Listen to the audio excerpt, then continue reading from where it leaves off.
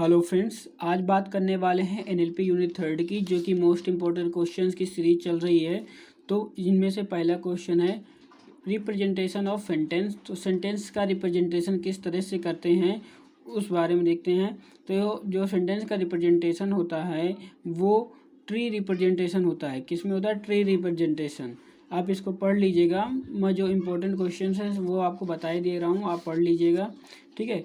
तो सेंटेंस का रिप्रेजेंटेशन जो होता है एनएलपी में, वो हम ट्री रिप्रेजेंटेशन से करते हैं, ठीक है। जैसे मैंने एक एग्जांपल ले रखा है, जॉन एट द कैट। तो इसमें देखते हैं कि इसमें सब्जेक्ट वगैरह, सब्जेक्ट है, वर्ब है, प्रेडिकेट है और एक नाउन है, ठीक है। तो इसको मैं करूँगा तो किस तरह से करूँगा, देखिए। जो हमारा ट्री कहता है, पहले सब्जेक्ट होता है, यहाँ पे नाउन फ्रेज होती है, वहाँ पे वर्ब फ्रेज होती है। इसके बाद देखिए यहाँ पे आ गया नाउन फ्रेज पे आ जाएगा इसका नेम, यानी कि इसमें भी क्या है, नाउन है। यहाँ पे भी आप नाउन लिख सकते हैं, तो नाउन हो गए, जॉन हो गया, यहाँ पे हम लिख दिया। इसके बाद सब्जेक्ट फेज की दो पार्ट हो, इसमें पार्ट हो गए वर्ब फेज। और वर्ब फेज में होता है एक वर्ब फेज और एक दूसरा होता है नाउन फेज, ठीक है। तो वर्ब फेज में जैसे 8 हो गया, और नाउन फेज पे आ जाएगा आर्टिकल आपका द, और इसमें नाउन फेज पे आ जाएगा यहाँ पे कैट, ठीक है। ये हो गया tree representation of a sentence. Next में चलते हैं। तो ये इंपॉर्टेंट क्वेश्चन है, इसको आप अच्छे से पढ़ लीजिएगा और एक एग्जांपल भी कर लीजिएगा, ठीक है। Difference between top down parsing and bottom up parsing. इसमें आपको अच्छे से पढ़ के जाना है, क्योंकि ये पूछा जाता है। टॉप डाउन पार्सिंग और बॉटम अप पार्सिंग, इन चीज़ों को पढ़ना है। तो जैसे मैं कुछ डिफरेंस आपको बता दे रहा हूँ, दो ठो। इसलिए इसमें लिखा है कि इसमें first look at the higher level of parse. जो पार्स ट्री होता है टॉप डाउन में, सबसे पहले अपर केस को देखा जाता है, इसके बाद फिर लोअर केस में आ जाता है, ठीक है। लेकिन इसमें क्या होता है, जो बॉटम अप में होता है वो लोअर से नीचे से देखा जाता है, इसके बाद हायर के पास जाया जाता है।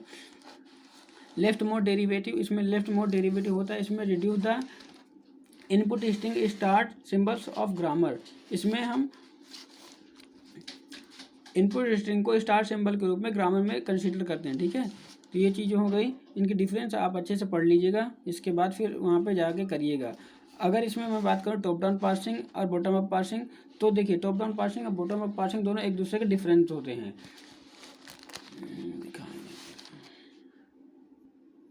देखिए मैंने यहाँ पे टॉप डाउन पार्सिंग की बना रखा है। यहाँ पे जैसे सब्जेक्ट नाउन फेज हो गया, नेम वर्ब फेज हो गया, कैथी वीपी हो गया, कैथी वी और एनपी वाई वर्ब और नाउन फेज हो गई।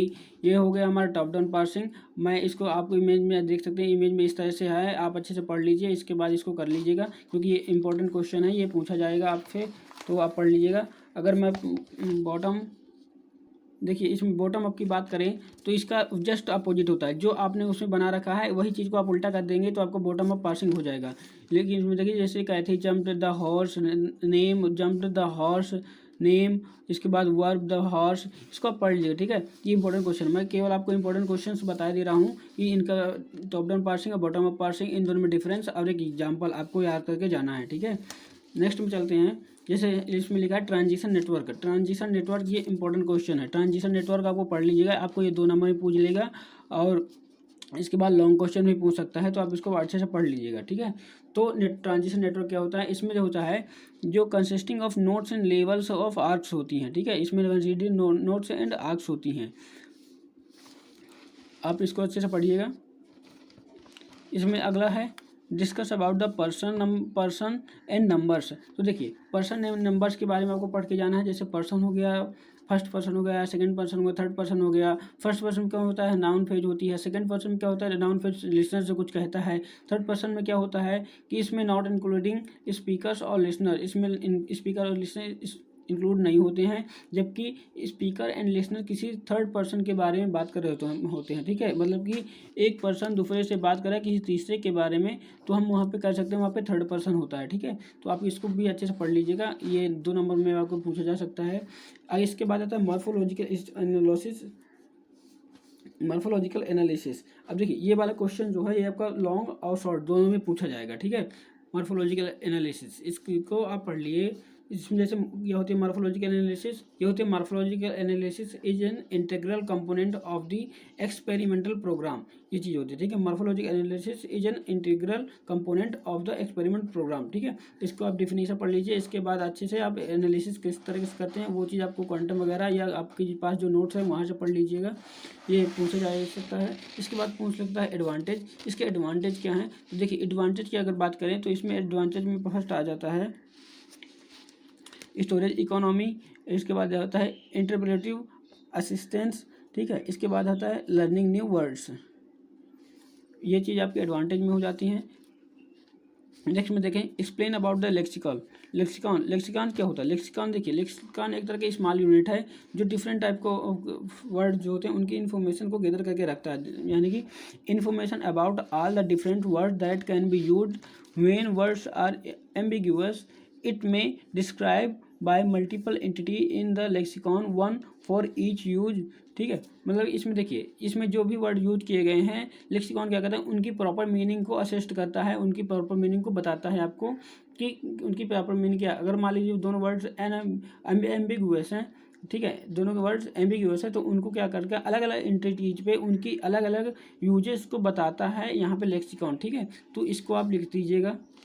इसके बाद आती है बात मॉर्फीम की। तो मॉर्फीम क्या है। Morpheme are the smallest unit of meaning in language, ये क्या है, मॉर्फीम एक तरह का स्मॉलेस्ट यूनिट है इन ऑफ मीनिंग ऑफ लैंग्वेज, ठीक है। जैसे मैं बात करूँ डॉग की, तो डॉग में देखिए यहाँ पे अगर मैं एस लगा दूंगा, क्या लगा दूंगा, एस लगा दूंगा एट द एंड, अगर मैं डॉग के एंड में एस लगा देता हूँ तो ये डॉग्स हो जाता है। तो ये क्या हो, स्मॉलेस्ट यूनिट फुल पार्ट हो गया, क्यों, क्योंकि डॉग तो एक के लिए हो गया लेकिन डॉग्स बहुत सारे के लिए हो गया, ठीक है। तो देखिए स्मॉलेस्ट यूनिट से हमने इसका मीनिंगफुल सेंस अलग निकाल दिया, तो यही होती है मॉर्फीम का वर्क, ठीक है। इसके बाद issue in parsing, issue in parsing देखो आप पढ़ लेना पार्सिंग में क्या क्या इशू होते हैं, ठीक है। तो यही थे इंपॉर्टेंट क्वेश्चन। नेक्स्ट में हम 4th यूनिट के इंपॉर्टेंट क्वेश्चन को देखेंगे। तब तक के लिए आप वीडियो को सब्सक्राइब, चैनल को सब्सक्राइब कर लीजिए, वीडियो को लाइक कर दीजिएगा। Thank you and bye bye.